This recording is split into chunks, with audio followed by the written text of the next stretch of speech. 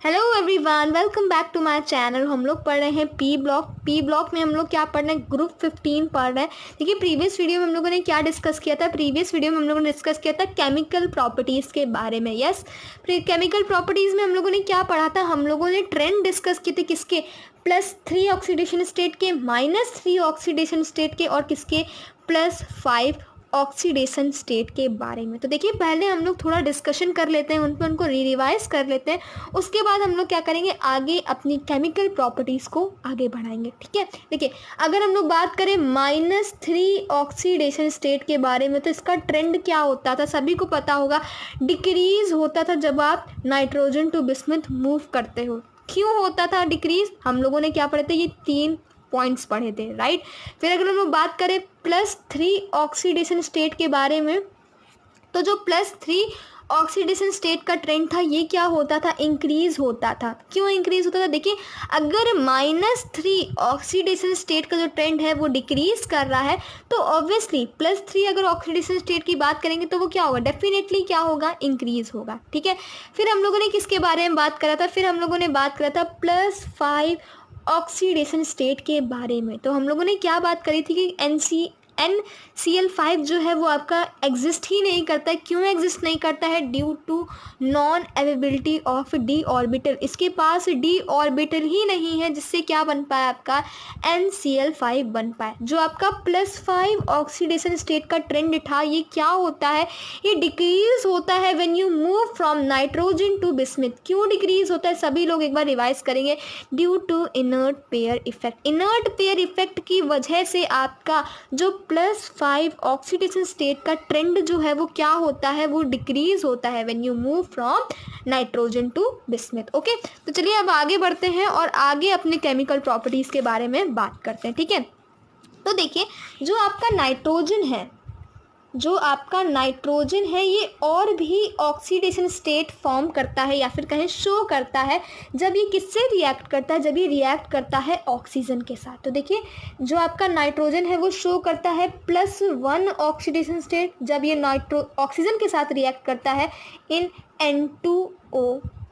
ठीक है, ये कब नाइट्रोजन जो है यहाँ पे कैसी वैलेंसी शो कर रहा है, कैसा ऑक्सीडेशन स्टेट शो कर रहा है, वो शो कर रहा है +1। ठीक है, फिर ये +2 ऑक्सीडेशन स्टेट भी शो करता है, जब हमारा जो नाइट्रोजन है वो रिएक्ट करता है ऑक्सीजन के साथ और बनाता है NO। तो यहाँ क्या है, हमारा जो नाइट्रोजन है वो +2 ऑक्सीडेशन स्टेट शो कर रहा है। ठीक है, +4 ऑक्सीडेशन स्टेट भी शो करता है हमारा नाइट्रोजन, जब ये रिएक्ट करता है ऑक्सीजन के साथ ही और बनाता है NO2। तो यहाँ N की ऑक्सीडेशन स्टेट क्या है आपकी, +4 है। ठीक है, फिर हम लोग बात करते हैं फॉस्फोरस की। फॉस्फोरस भी हमारा मल्टीपल ऑक्सीडेशन स्टेट शो करता है, विच इज़ आर +1 एंड +4।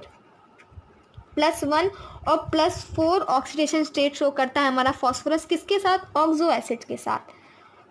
देखिए अब तो आपके सिलेबस से ऑक्सो एसिड हट चुके हैं, लेकिन जब आप ऑक्सो एसिड्स पढ़ोगे ग्रुप 15 की, तो कुछ ऑक्सो एसिड जो है वो आपके +1 ऑक्सीडेशन स्टेट भी शो करते हैं और +4 ऑक्सीडेशन स्टेट भी शो करते हैं। ठीक है, अब क्या है, जब आप नाइट्रोजन की रिएक्शन कराते हो इन द एसिडिक मीडियम, तो क्या होता है, जो नाइट्रोजन है उसकी जो कोवैलेंसीज हैं वो +1 to +4 तक क्या होने लगती है, आपको शो होने लगती है। किस टाइप की रिएक्शन में, देखिए डिसप्रपोर्शनेशन। आगे बढ़ते हैं और बात करते हैं डिसप्रपोर्शनेशन रिएक्शन की।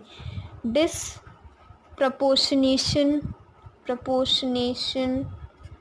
रिएक्शन, देखिए क्या होता है डिसप्रपोर्शनेशन रिएक्शन में। देखिए डिसप्रपोर्शनेशन रिएक्शन आपसे ये कहती है कि जब आप नाइट्रोजन की रिएक्शन कराते हो, किसमें, एसिडिक मीडियम में, जब आप नाइट्रोजन की रिएक्शन कराते हो तो नाइट्रोजन की कोवैलेंसी सामने निकल आती हैं 0, 1, 2 +1, 2 +4। ठीक है, कोवैलेंसी की बात कर रहे हैं हम लोग, किसकी, कोवैलेंसी की बात कर रहे हैं। देखिए कोवैलेंसी, देखिए फॉर एग्जांपल आपने क्या लिया, HNO2 लिया। ठीक है, जिसमें N की जो आपकी ऑक्सीडेशन स्टेट है वो क्या है, +3 है। ठीक है, फिर हम लोगों ने इसकी रिएक्शन करा दी एसिडिक मीडियम में। ठीक है, तो आपको क्या मिलेगा, HNO3 मिल जाएगा। इसमें N की ऑक्सीडेशन स्टेट क्या है, +5 रहेगी। ठीक है, फिर आपको मिल जाएगा NO जिसमें N की ऑक्सीडेशन स्टेट +2 हो जाएगी और H2O। अब आप लोग सोच रहे होंगे आपने तो कहा है कि +4 तक रेस्ट्रिक्ट होगी, आप यहाँ +5 क्यों लिख रहे हो ऑक्सीडेशन स्टेट। तो ध्यान रखिए इस चीज़ को, बच्चे बहुत ज़्यादा कंफ्यूज रहते हैं कि भाई ये कोवैलेंसी और ऑक्सीडेशन स्टेट एक्चुअल में होती क्या है। तो ध्यान रखिए, यहाँ लाइन लिखिए कि that covalency and oxidation state both are different thing. हम आपसे कह रहे हैं कि जो नाइट्रोजन की कोवैलेंसी होती है वो होती है 1 to 4। कोवैलेंसी की बात करें, कोवैलेंसी कहाँ तक होती है आपकी, होती है 1 to 4, लेकिन ऑक्सीडेशन स्टेट आपकी कहाँ से कहाँ तक वेरी कर सकती है नाइट्रोजन की, 1 to 5। देखिए हमारे जो ऑक्सीडेशन स्टेट होती है वो ग्रुप नंबर की इक्वल होती है, राइट। तो जो नाइट्रोजन की वैलेंसी है, जो कहें ऑक्सीडेशन स्टेट है, वो कहाँ से कहाँ तक वेरी कर सकती है, 1 to 5 वेरी कर सकती है। लेकिन जो नाइट्रोजन की कोवैलेंसी है वो कहाँ से कहाँ तक रिस्ट्रिक्टेड होती है। ध्यान रखिए इस बात को, NCERT में भी ये लाइन लिखी है कि जो नाइट्रोजन की कोवैलेंसी होती है वो रिस्ट्रिक्टेड होती है फ्रॉम 4, सिर्फ और सिर्फ 4 तक। जो नाइट्रोजन है वो मैक्सिमम कोवैलेंसी कितनी दिखा सकता है, वो दिखा सकता है आपकी +4। क्यों +4 दिखा सकता है सिर्फ और सिर्फ, बिकॉज इसमें आपको क्या मिलता है, सिर्फ और सिर्फ एक s ऑर्बिटल है और क्या 3 आपकी क्या है p ऑर्बिटल्स हैं। सभी को ये चीज़ समझ में आई कि कोवैलेंसी और ऑक्सीडेशन स्टेट दोनों डिफरेंट चीज़ है। यहाँ कई बच्चे मान लेते हैं भाई यहाँ तो नाइट्रोजन +5 दिखा रहा है, ये कोवैलेंसी की बात हो रही है कि ऑक्सीडेशन स्टेट की बात हो रही है। भाई यहाँ ऑक्सीडेशन स्टेट की बात हो रही है, ना कि कोवैलेंसी की बात हो रही है। नाइट्रोजन की कोवैलेंसी वैरी करती है 1 to 4, लेकिन ऑक्सीडेशन स्टेट जो है वो वैरी करती है 1 to 5। तो जो आपको समझ में आया वो समझ में आया, या फिर याद रखने वाली जो बात है वो है कि कोवैलेंसी और oxidation state both are different. ठीक है, फिर ऐसे ही क्या होता है आपके, बात करें हम लोग फास्फोरस की। तो जब आप फास्फोरस की रिएक्शन कराते हो, देखिए फास्फोरस की रिएक्शन जब आप एसिडिक मीडियम में कराते हो तो जो फास्फोरस है वो जाता है -3 ऑक्सीडेशन स्टेट में। जब आप फास्फोरस की रिएक्शन किस में कराते हो, एल्किलीन मीडियम में कराते हो, एल्किलाइन मीडियम में कराते हो, तो आपकी जो ऑक्सीडेशन स्टेट जाती है +5 ऑक्सीडेशन स्टेट में जाता है आपका फास्फोरस। ये चीज़ ध्यान रखिएगा कि फास्फोरस अगर आपके पास है, अगर आप उसकी रिएक्शन एसिडिक मीडियम में कराओगे तो उसकी ऑक्सीडेशन स्टेट क्या होगी, -3 होगी। फॉर एग्जांपल HPH3 हो जाएगी। ठीक है, अगर आप इसकी एल्किलीन मीडियम में रिएक्शन कराते हो तो इसकी ऑक्सीडेशन स्टेट क्या होगी, +5 होगी, विच इज आर H3PO4। इसमें फास्फोरस की ऑक्सीडेशन स्टेट क्या है आपकी +5, इसमें क्या है -3।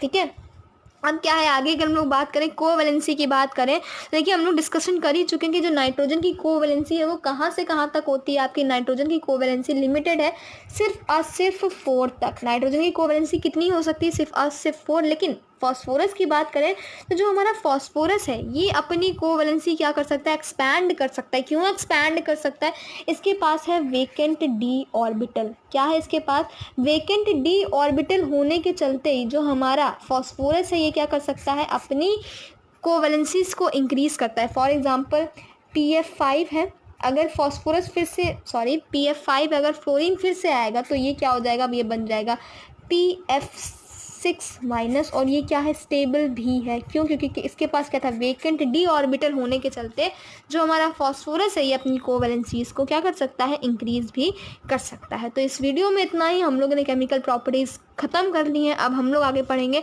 Anonymous behaviour of nitrogen. Okay, next वाले वीडियो में हम लोग ये पढ़ेंगे। तो अगर वीडियो अच्छी लगी हो तो चैनल करिएगा सब्सक्राइब, वीडियो को कर दीजिएगा लाइक। फिर then bye bye everyone, thank you so much.